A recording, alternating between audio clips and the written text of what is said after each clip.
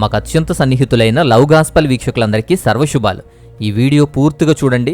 మన క్రైస్తవ సమాజంలో దూరిపోయిన ఒక అద్భుతమైన కల్చర్ గురించి, మనం ఎలా ఆకర్షితులమవుతున్నాం, తెలియకుండానే ఎలా ఇన్వాల్వ్ అవుతున్నాం అనేది మనకు అర్థం కావాలి అంటే ఈ వీడియోను పూర్తిగా చూడండి.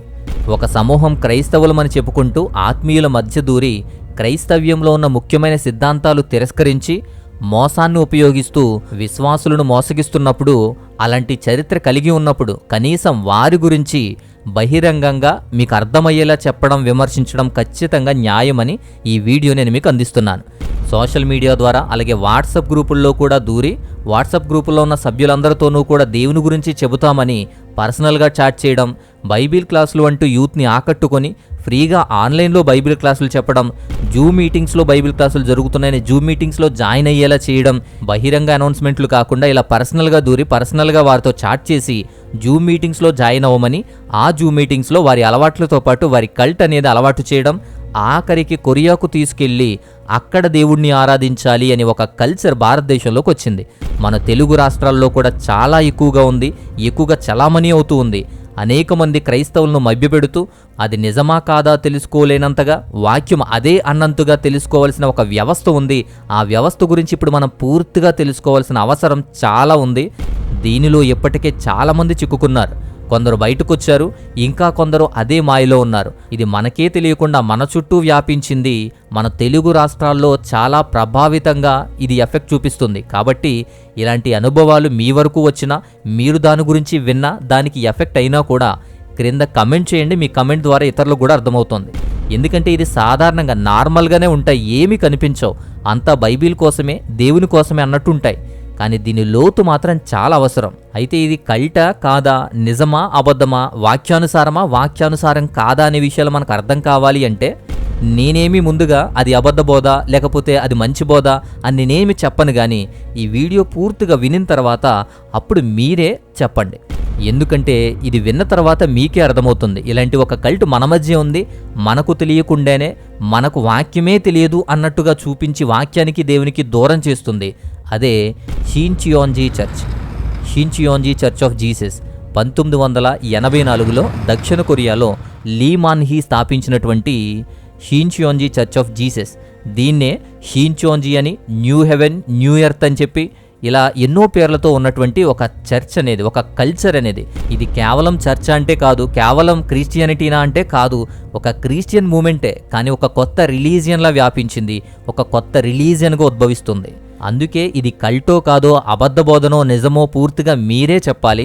ఈ విషయంలో చాలా రోజులు లోతుగా పరిశీలించి వారి గురించి కూడా విని, వారి వీడియోలు, వారి క్లాసులు కూడా నేను అబ్జర్వ్ చేసి మాత్రమే మాట్లాడుతున్నాను.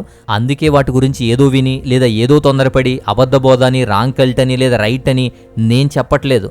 చాలా కాలం దాని గురించి పరిశీలించిన తర్వాత ఈ విషయాలన్నీ కూడా ఇప్పుడు నేను మీకు ఏదైతే చెబుతున్నానో అవన్నీ కూడా జాగ్రత్తగా వినండి, మీకే అర్థమవుతుంది. ఎందుకు అంటే చాలా కాలంగా చాలామంది దీని గురించి అడుగుతూనే ఉన్నారు. యవనస్తులు ఎక్కువగా అడుగుతున్నారు. పైగా ఆ వీడియోలు, లింకులు నాకు పంపిస్తూ వీరు చెప్పేది నిజమా కాదా అంటూ, పైగా చాలామంది దీనికి ఎఫెక్ట్ అయ్యారు, చాలామంది దాని నుంచి బయటకు వచ్చారు, చాలామంది ఇంకా దానిలోనే ఉన్నారు. అందుకోసం వారి గురించి ఇప్పటి వరకు చాలామంది తెలుసుకున్నారు, చాలామంది అటెండ్ అవుతూనే ఉన్నారు. దీని గురించి విషయం తెలుసుకోవడం కోసం చాలామంది అడిగారు. వారితో వారి అనుభవాలు కానీ, వారితో ఎలా సంభాషించేవారు, ఎలా మాట్లాడేవారు, ఎలా చొరబడేవారు, ఎలా గద్దించేవారు, వారి అనుభవాలతో కూడా నేను ఫోన్లో మాట్లాడి వారి గురించి ఇంకా తెలుసుకొని మాత్రం పూర్తిగా మీకు అన్ని విషయాలు అందిస్తున్నాను. ఇక వీరి గురించి మాట్లాడితే షిన్చియోన్జీ అంటే న్యూ హెవెన్, న్యూ ఎర్త్ అని చెప్పి, అలాగే వీరు ఆర్గనైజేషన్ షిన్చియోన్జీ చర్చ్ ఆఫ్ జీసస్ అనేటువంటి ఆర్గనైజేషన్స్ ద్వారా అనేకమైన ఫ్రంట్ ఆర్గనైజేషన్స్ కూడా ఉంటాయి. అంటే ఇది వెనకాలండి నడిపించేటువంటి అనేకమైన organizations, ministry names, evangelical names అనేకమైనవి ఉంటాయి. అయితే ఈ సంస్థకు చెందినటువంటి నాయకుడు లీ మాన్ హీ. ఈయన నిజమైన రక్షకుడు, నిజమైన సరైనటువంటి ఖచ్చితమైన వివరణ అందించేవాడు ఈయనే అని చెప్పి ఈ షిన్చియోన్జీ చర్చ్ ఆఫ్ జీసస్కి సంబంధించిన వారు కాకుండా మిగతా వారంతా శాశ్వతమైన నరకాగ్నికి గురవుతారని, ఆ శాఖకు చెందని వారంతా కూడా నరకంలో యాతన పడాల్సి వస్తుంది అని చెప్పి చెబుతారు. ఈ బృందం, ఈ టీం అనేది కేవలం ప్రకటన గ్రంథంలో ఉన్న విషయాలు మాత్రమే చెబుతారు. ప్రకటన గ్రంథంలో ఉన్న విషయాలను మాత్రమే ఆసక్తి చూపుతారు, అవే ఎక్కువగా చెబుతారు. బైబిల్లో ఇంకా ఏ విషయాలకి కూడా ఆసక్తి చూపరు, చెప్పరు. ఉపమానాలు, పరలోక రాజ్యం, దాని గురించిన రహస్య జ్ఞానం అంతా కూడా ఆ రహస్య జ్ఞానం మీద మాత్రమే ప్రియారిటీ ఇస్తారు. వాటి గురించి ప్రత్యేకంగా ఉంటుంది. తరచుగా మత్తయి సువార్త 13వ అధ్యాయాన్ని ఎక్కువ ఎగ్జాంపుల్గా చూపిస్తారు. రహస్యమైన జ్ఞానం వారి దగ్గర మాత్రమే ఉందని వారి థియరీస్ చెబుతారు. వారు చెబుతున్న థియరీస్ కానీ వారి అనుభవాలు కానీ వీటన్నిటినీ నేను పరిశీలించినప్పుడు నేను కొన్ని విషయాలు గ్రహించిన కొన్ని విషయాలు మీకు చెబుతాను. మొదటిది, వారు యేసుక్రీస్తు దైవత్వాన్ని తిరస్కరిస్తారు అని చాలా చోట్ల వింటాం.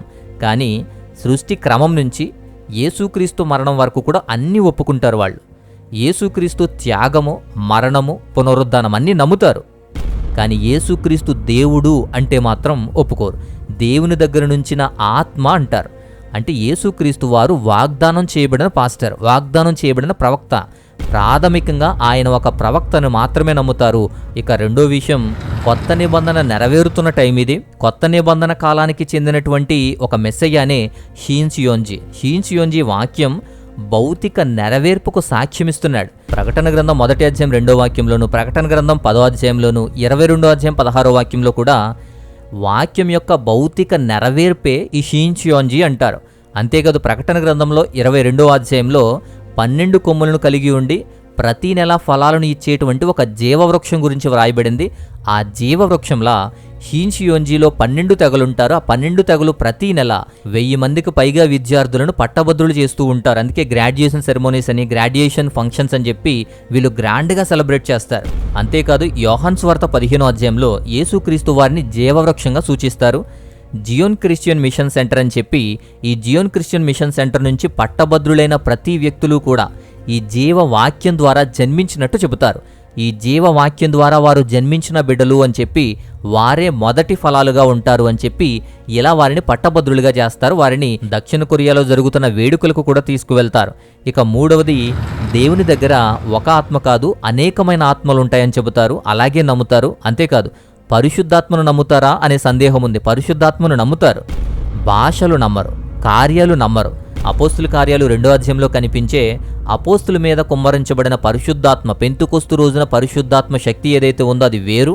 యోహాను సువార్త 14 నుండి 16 అధ్యాయాలు చూస్తే యేసుక్రీస్తు వారు ప్రవచించిన సత్యపు ఆత్మ ఏదైతే ఉందో ఆదరణకర్త అని, ఇవి వేరు.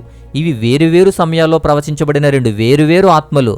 పరలోకంలో దేవునితో నివసించే అనేకమైన ఆత్మలు కూడా ఉన్నాయి అని, అలా వేరువేరుగా ఉన్న ఆత్మలు ఒక్కొక్కటిగా వచ్చాయి అని చెప్పి గమనించాలి అని చెబుతారు. ప్రకటన గ్రంథం 10వ అధ్యాయము, ప్రకటన గ్రంథం 22వ అధ్యాయంలో 8-16 వాక్యాల్లో చూస్తే బైబిల్ చరిత్ర అంతటా కూడా కనిపించే విధంగా ప్రకటన యొక్క సాక్ష్యాన్ని పంచుకునే పనిలో ఈ పరిశుద్ధాత్మలు ప్రధాన పాత్ర పోషిస్తాయి అని చెప్పి వీరు బోధిస్తారు. అలా పరిశుద్ధాత్మలు ఒకటి కాదు అనేకమైనవి. వాటి కాలాన్ని బట్టి పరిశుద్ధాత్మల పాత్ర ఉంటుంది అని చెబుతారు. ఇక 4వ విషయం, వీళ్ళు యేసుక్రీస్తు వారు మళ్ళీ వస్తారని నమ్ముతారు. కానీ అది ఆత్మీయ కార్యమని, ఫిజికల్ కార్యము కాదు అని చెప్తారు. పైగా రాప్చర్ అనేది నమ్మరు. 2వ రాకడ అనేది ఆత్మీయపరమైనది.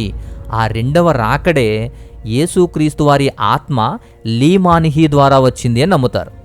ఇక 5వది, లీమానిహి ఎప్పుడూ కూడా నేనే క్రీస్తునని చెప్పలేదు, మెస్సయ్య అని చెప్పుకోలేదు. అది నిజమే. కానీ యేసుక్రీస్తు మరల వస్తాను అని చెప్పి యేసుక్రీస్తు వారు 1966లో కొరియాకు ఆత్మీయంగా తిరిగి వచ్చాడని నమ్ముతారు. లీమానిహి అతని చర్చి ద్వారా, అతని యొక్క మిషన్ ద్వారా ప్రకటన గ్రంథం నెరవేరుతుంది అని నమ్ముతారు. అంటే యేసుక్రీస్తు ఆత్మ ద్వారా వచ్చి లీమానిహిలా వచ్చి కొత్త నిబంధన నెరవేరుస్తున్నారని బోధిస్తారు. లీమానిహిలో యేసుక్రీస్తు ఆత్మ ఉందని, యేసు ఆత్మనే, ఆదరణకర్త అని చెప్పబడిన ఆత్మనే అతనే అని చెబుతారు. యేసుక్రీస్తు వారికి భౌతికంగా తిరిగి రారు, కానీ ఆత్మీయంగా మాత్రమే తిరిగి వస్తారు. అది నెరవేరబడుతుంది అని చెప్పి బోధిస్తారు. నమ్మకమైన జ్ఞానవంతుడైనటువంటి సేవకునిగా, వాగ్దాన సేవకునిగా బిరుదిచ్చుకున్నటువంటి లీమానిహి ఈ పని చేస్తున్నారు అని చెప్పి చెబుతారు. ఇక 6వ విషయం, వీరు బాప్తీసాలు ఇవ్వరు. ఇప్పుడు బాప్తీసాలు అవసరం లేదు అంటారు. అది సందర్భం వేరు.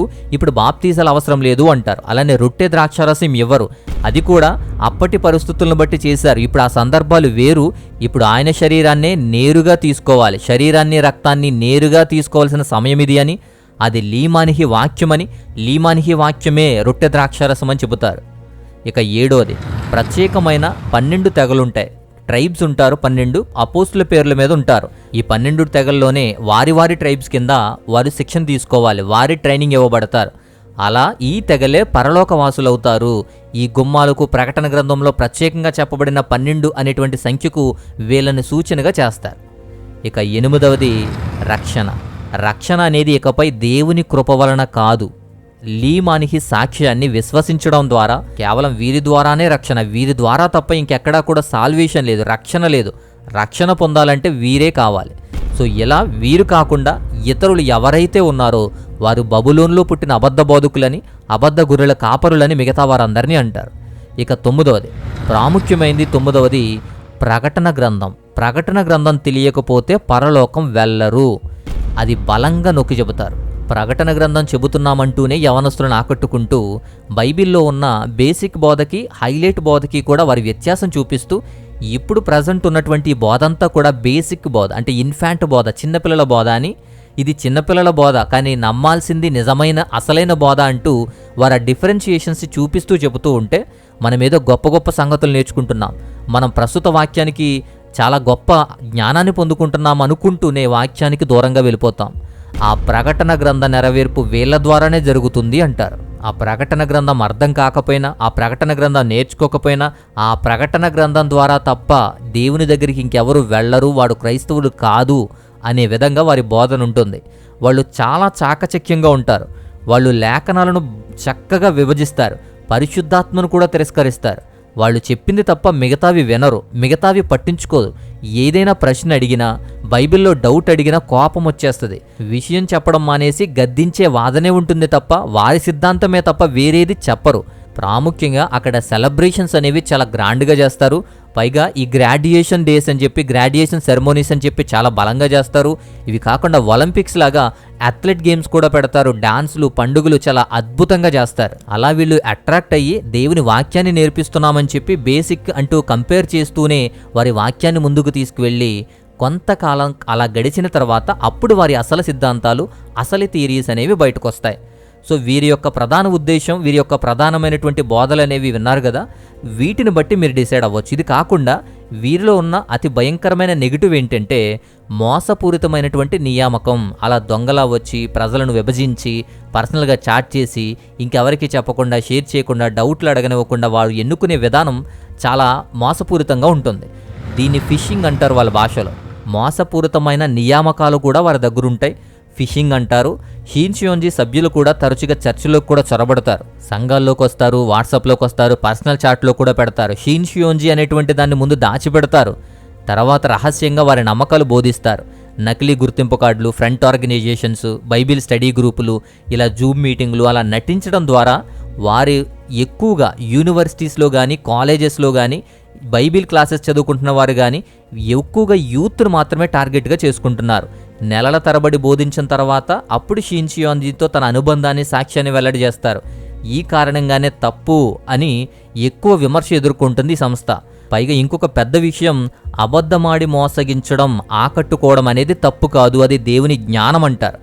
దేవుని జ్ఞానం వలనే మోసం చేయొచ్చు, అబద్ధం ఆడవచ్చు, అబద్ధం అనేది తప్పు కాదంటారు. దేవునితో ముడిపెట్టడానికి, షీన్షియోన్జీ చర్చిలోకి చేర్చడానికి మోసగించడం, అబద్ధం ఆడడం కూడా తప్పు కాదు, అది దేవుని జ్ఞానం, దేవుని జ్ఞానంతో చేసే విషయం అంటారు. ఈ ఫిషింగ్ అంటారు. ఈ ఫిషింగ్ ద్వారా వాళ్ళు అట్రాక్ట్ చేస్తారు, సభ్యులను చేర్చుకుంటారు. అయితే వీరికి సంబంధించిన 5 క్యారెక్టర్స్ని, 5 థియరీస్ని మనం తెలుసుకోవాలి ఖచ్చితంగా. ఈ 5 థియరీస్ తెలిసిన తర్వాత మీకు ఇంకా క్లారిటీ వస్తుంది.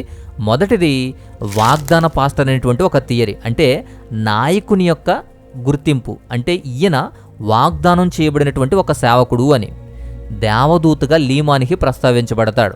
ప్రకటన గ్రంథం రహస్యంగా ఉన్నటువంటి ఉపమానాల్లో ఇది వ్రాయబడింది అని, లీమానిహి చైర్మన్ అనేటువంటి పదం కూడా దేవుని యొక్క అర్థాలను బహిర్గతం చేసి ఇచ్చాడు అని చెప్పి షీన్షియోన్జీ బోధిస్తారు. అంతేకాదు ఈ లీమానిహి జయించువాడు అంటారు.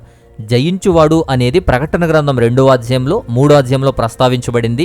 ఇది ఎవరి గురించి వ్రాయబడింది అంటే లీమానిహి గురించి, వాగ్దానం చేయబడిన సేవకుని గురించి వ్రాయబడింది, అది ఇతనే అంటారు. అంతేకాదు మీడియేటర్ కూడా. లీమానిహి దేవునికి రక్షణకు మధ్య, దేవునికి ప్రజలకు మధ్య ఒక మధ్యవర్తి అంటారు. అంటే యేసుక్రీస్తు వారి నుంచి లీమానిహి వైపు వచ్చేస్తుంది, అలా మార్చేస్తున్నారు. ఈ వ్యవస్థాపకుడు లీమానిహి ఒక దైవ వ్యక్తి అనే నమ్మకం కారణంగానే ఎక్కువ వ్యతిరేకత ఉంటుంది. దక్షిణ కొరియాలో పార్కిటే అనేటువంటి వ్యక్తి గురించి మీకు తెలియాలి. ఆ పార్కిటే యొక్క అనుచరుడే ఈ లీమానిహి. ప్రకటన గ్రంథం 11వ అధ్యాయం 10వ వాక్యంలో 2 సాక్ష్యాల గురించి ఉంటుంది. ఈ 2 సాక్షుల్లో ఒకరు ఇతనే అని చెబుతాడు. యెషయా గ్రంథం 41వ అధ్యాయం 2వ వాక్యంలో తూర్పు ప్రాంతపు నీతిమంతుడి గురించి చెబుతారు. ఆ నీతిమంతుడు ఇతనే అని చెబుతారు.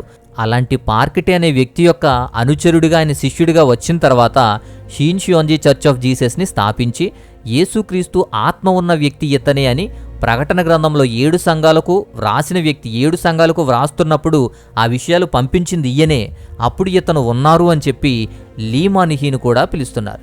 అలా ప్రకటన గ్రంథ ప్రత్యేకతను, వాటిని అమలు చేసేటువంటి బాధ్యత లీమానిహి మీద ఉందని చెబుతారు. ఈ స్థాపకుడైన లీమానిహి అమరుడు అంటారు, తప్పు పట్టలేనివాడు అంటారు, వాగ్దానం చేయబడిన పాస్టర్ అంటారు. సో వారి అనుచరులంతా కూడా ఇలా నమ్ముతారు. అందుకే ఒక కల్ట్ లాంటి లక్షణం అనేది ఏర్పడింది. 2022లో షిన్షియోంజి డిసెప్టివ్ ఎవాంజలిజం అని పిలువబడేది. ఇది చట్టవిరుద్ధం అని కోర్టు తీర్పునిచ్చింది. దాని తర్వాత షిన్షియోంజి చర్చ్ ఆఫ్ జీసస్ని స్టార్ట్ చేసి ఆ అనుబంధాన్ని, రహస్యంగా సిద్ధాంతాలన్నింటినీ బోధిస్తారు. ప్రత్యేకమైన ఆహ్లాదకరమైన విషయాలు, ఆనంద వాతావరణాలు, డాన్సులు, ఆనందాలు, గేమ్స్, చిత్ర విచిత్రమైన ప్రోగ్రాములు, సంబరాలు ఎన్నో చేస్తూ ఆకట్టుకుంటారు. అక్కడ ఒక పండుగల, ఒక సంతోషంలా, పరలోకం అదే అని అభివర్ణించేలా కళ్ళకు ఆహ్లాదకరమైన విశేషాలతో కొరియాలో వెళ్ళడానికి ఇష్టపడేలా ప్రేరేపిస్తారు. అంత అద్భుతంగా ప్లాన్స్ చేస్తారు. అలాగే రెండవ థియరీ, విఫలమైన ప్రవచనాలు, మారుతున్న సిద్ధాంతాల గురించి కూడా మనం మాట్లాడితే, అంటే వీళ్ళు ఫెయిల్ అయ్యి దాన్ని మార్చేసుకున్న విధానాన్ని కూడా మనం చూడాలి. అందులో మొదటిగా 1,44,000 మంది గురించి ప్రకటన గ్రంథంలో 1,44,000 మంది గురించి మాట్లాడతారు. ఈ బృందం దేవుని కోసం ప్రత్యేకంగా ముద్రించబడిన వారు అని చెప్పి మనం బైబిల్లో చదువుతాం. అయితే ఈ టీం వాళ్ళు 1,44,000 మంది సభ్యులు అవసరం. ఇలా 1,44,000 మంది అయిన తర్వాత దేవుడు ముద్ర వేయబడతారు. అలా సీల్ వేసినప్పుడు ఎలా సీల్ వేస్తారు అంటే, కఠినమైన పరీక్షల ఉత్తీర్ణులై షిన్షియోంజి అనుచరులుగా మారిన తర్వాత వారు సీల్ వేయబడతారు. అలా షిన్షియోంజికి మారేటువంటి అనుచరులు 1,44,000 మంది కావాలి అని చెప్పి బోధించేవారు. వారి తర్వాత ప్రపంచం అంతమైపోతుంది, వారు అమరులవుతారు, రాజులు పూజారులు అవుతారని చెప్పి బోధించేవారు. ఆ తర్వాత వారి మధ్య మార్చేశారు. సభ్యత్వం అనేది 1,44,000 మంది దాటేశారు. కాబట్టి ఈ సిద్ధాంతం ఇప్పుడు తిరిగి అర్థం చేసుకోవాలని చెప్పి అది సైలెంట్ పీరియడ్గా మార్చబడింది. ఇప్పుడు వీరితో పాటు అనేకులు రక్షించబడతారు, అనేకులు వీరితో పాటు రక్షించబడతారు, కానీ ఇక్కడే రక్షణ ఉంటుంది అని చెబుతారు. తర్వాత ఇంకొక సిద్ధాంతం కూడా భౌతిక అమరత్వం మీద, అంటే ఫిజికల్ ఎటర్నల్ లైఫ్ అనేది ఇక్కడ భూమి మీద మనం అనుభవించవచ్చు అంటారు. సభ్యులు శాశ్వతంగా జీవితాన్ని పొందుతారు అని, చనిపోరు అని చెప్పి బోధించేవారు. ఆ తర్వాత చాలా కాలానికి మరలా మారిపోయి, తర్వాత చాలామంది వారి నాయకులు, వారి సీనియర్ పాస్టర్లే మరణించారు. కాబట్టి దీనివల్ల ప్రధానమైన విమర్శగాను, స్పష్టంగా తప్పుడు ప్రవచనంగా కూడా దీన్ని గుర్తిస్తున్న వారిని ఈ ప్రవచనం కూడా మార్చేశారు. తర్వాత ఇంకా కొన్ని కార్యక్రమాలు కూడా ఇలా విఫలమవ్వడం చూసాం. 1980 సంవత్సరంలో ఒక నిర్దిష్టమైనటువంటి ఒక తేదీకి అపోకలిప్స్ సంభవిస్తుంది అని చెప్పి వాదించేవారు. వారి వాదనల తర్వాత నెరవేరలేదు. దీనిని బట్టి వారి ప్రవచనం తిరిగి తర్వాత దాన్ని మార్చేశారు. సో అలా కొన్ని మారిన థియరీస్ కూడా వాళ్ళ సిద్ధాంతాల నుంచి ఉంటాయి. మూడవ థియరీ ఏంటి అంటే, ప్రకటన గ్రంథం గురించిన థియరీస్ అనేవి. ప్రకటన గ్రంథం గురించి ఇంకా చాలా ఎక్స్ప్లెయిన్ చేయాలి వారి బోధన ప్రకారం, అంత సమయం లేదు, అన్నీ నేను చెప్పలేను. కానీ 3 విషయాలు తెలియజేస్తాను. మొదటిది, కొరియాలోనే ఫిజికల్గా అది నెరవేరుతుంది అని చెప్పి.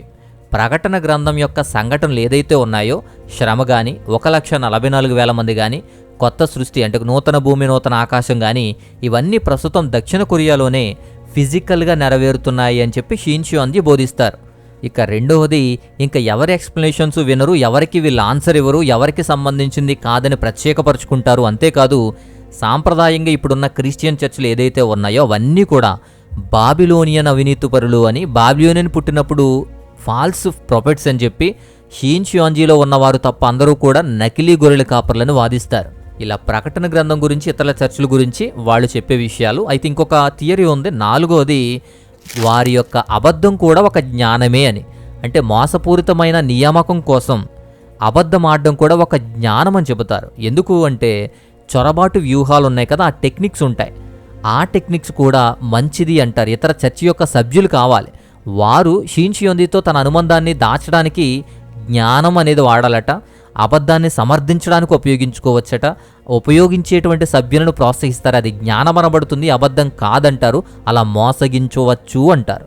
తర్వాత ఫ్రంట్ ఆర్గనైజేషన్స్ కూడా ఉంటాయి. వివిధ పేర్లతో పనిచేస్తారు, ఆ పేర్లు దాస్తారు, బైబిల్ స్టడీస్ ఏర్పాటు చేస్తారు ఆకర్షించడానికి.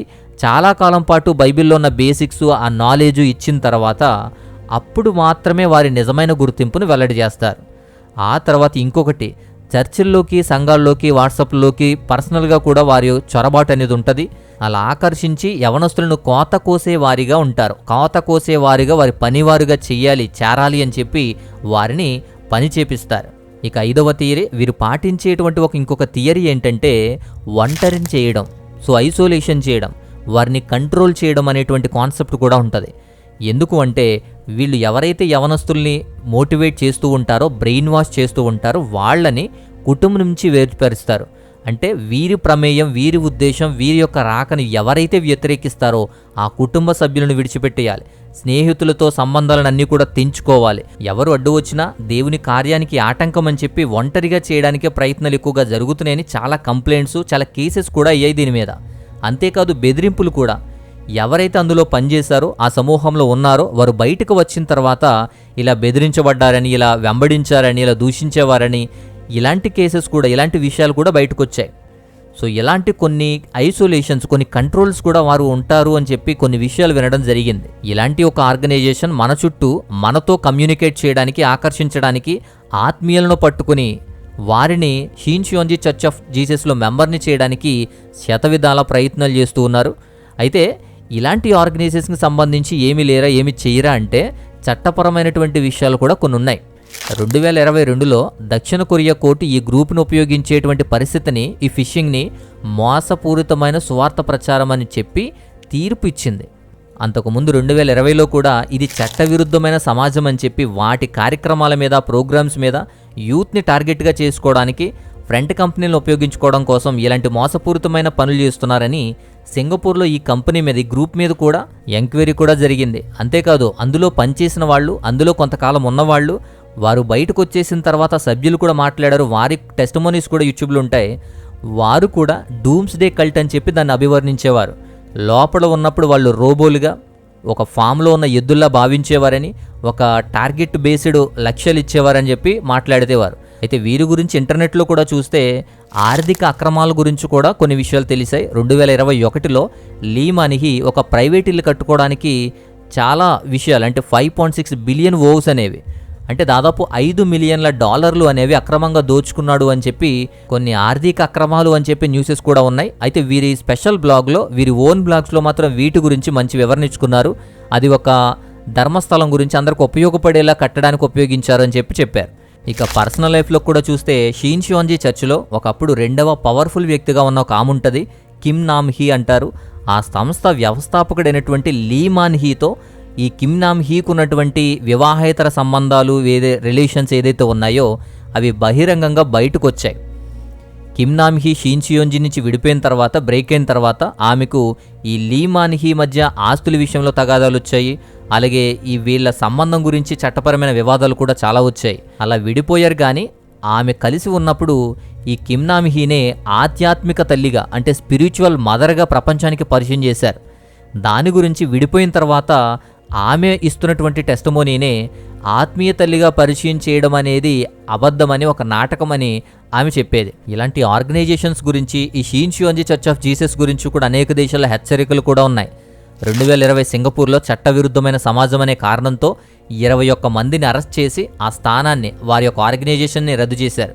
ఈ సంవత్సరం 2026లోనే ఆస్ట్రేలియాలో జరిగింది. షిన్షియోంజితో సహా ఫోర్స్డ్ హై కంట్రోల్ గ్రూప్స్ అని చెప్పి విక్టోరియన్ పార్లమెంటరీ వీరి గురించి ఎంక్వైరీ చేస్తుంది. దీని నివేదిక 2026 సెప్టెంబర్లో సమర్పించబడుతోంది. దాని గురించి కూడా ఎంక్వైరీ జరుగుతుంది. 2020 చైనాలో కూడా ఇలాంటి రిలీజియస్ ఉద్యమాన్ని అధికారికంగా నిషేధించారు అక్కడ.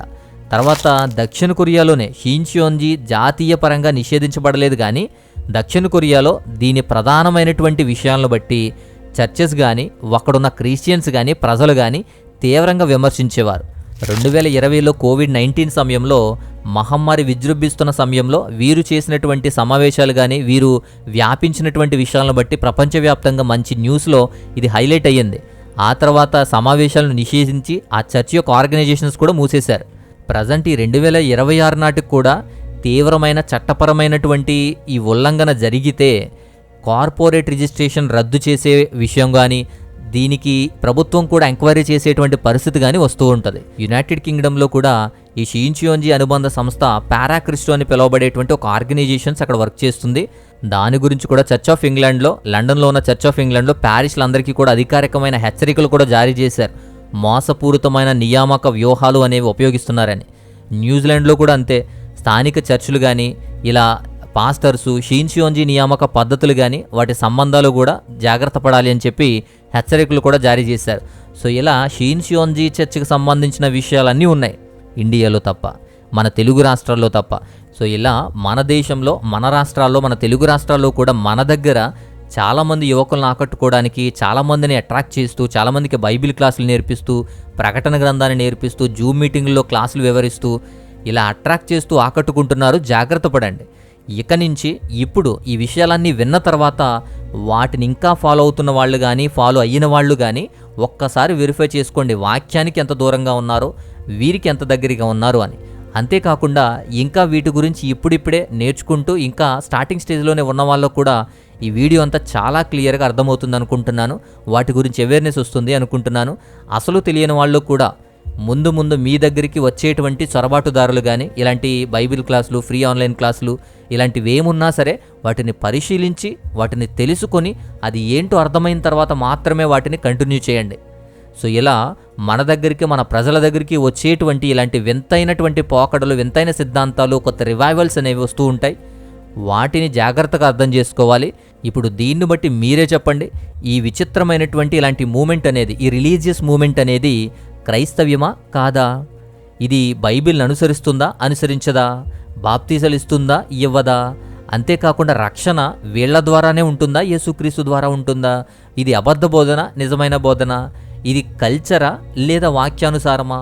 ఇది నిజంగానే ప్రకటన గ్రంథాన్ని చెబుతుందా, లేదా ప్రకటన గ్రంథాన్ని ఉపయోగించుకుని తెలియని మర్మాలు చెబుతున్నామని చెప్పేటువంటి ఒక వింతైన పోకడకు దారితీస్తుందా? ఈ విషయాలన్నీ క్వశ్చన్ చేస్తే ఆన్సర్ మీరే ఇవ్వాలి, మీకే అర్థమవుతుంది. సో ఇది చాలా క్లియర్గా అర్థమైందనే నేను అనుకుంటున్నాను. సో ఈ ప్రశ్నలకు కమెంట్ చేయండి, చక్కగా కమెంట్లో మీ సమాధానాలు ఇవ్వండి. ఇలాంటి వారిని బట్టి యూనివర్సిటీల్లో, కాలేజీల్లో బైబిల్ స్టడీస్ చదువుతున్నటువంటి స్టూడెంట్స్ కానీ, యవనస్తులు కానీ అందరూ కూడా జాగ్రత్త పడండి. యూత్ను మాత్రమే టార్గెట్ చేసుకుని పనిచేస్తున్నటువంటి వర్క్స్ చాలా ఉన్నాయి. అలాంటి వారితో వాక్యంతో కంపేర్ చేయండి, దేవునితో కంపేర్ చేయండి, ప్రార్థనలో తెలుసుకోండి, వాక్యాన్ని మాత్రమే అర్థం చేసుకోండి. అలా అర్థం చేసుకున్నప్పుడే మనం వివేకవంతులం అవుతాం. సో ఈ వీడియో అంతా చాలా క్లియర్గా మీకు అర్థమైంది అనుకుంటున్నాను. నచ్చితే ఖచ్చితంగా లైక్ చేయండి. అలాగే మీ వరకు వచ్చింది కానీ మిగతా వారికి కూడా ఇది షేర్ చేయాలి కాబట్టి, మిగతా వారు కూడా ఇది తెలుసుకోవాలి కాబట్టి ఖచ్చితంగా షేర్ చేయండి. సో ఇది ఈ వీడియోలోని అంశం. మరొక అద్భుతమైనటువంటి మంచి టాపిక్తో మరొక వీడియో ద్వారా నేను మరలా వస్తాను. అంతవరకు దేవాతి దేవుని మహా ఉన్నతమైన కృపా కాపుదల మీ అందరికీ తోడయుండి బలపరచును గాక. ఆమేన్.